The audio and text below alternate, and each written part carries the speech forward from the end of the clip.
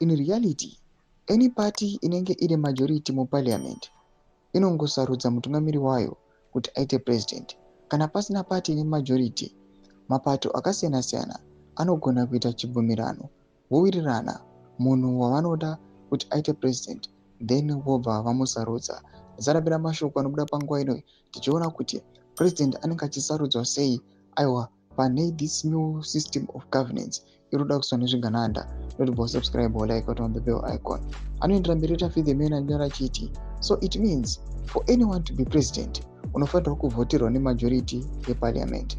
This means kugara kwapresident pachigaro kunenge kwava dependent on parliament. President anosarudzwa uyezve anokwanisa kudzingwa neparliament kana majority yati haichada.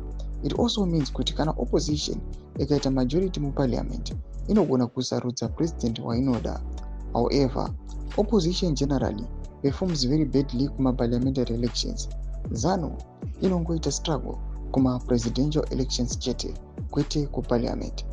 Imwe change iri kuda kuitwa ndeye kuwedzerwa makore ekutonga from 5 to 7 years pasina kubvunzwa vanhu kuti vanozvida here referendum. Under the current constitution, kana uchida kuchinja makore ekutonga presidential term unofanira kutanga wabvunza vanhu kuti zvinoita here, ndo inonzi pachirungu referendum. Mutemo unoti panofanira kuitwa mareferendum maviri. Referendum yekutanga ndeye kubvisa term limit from the current 5 years.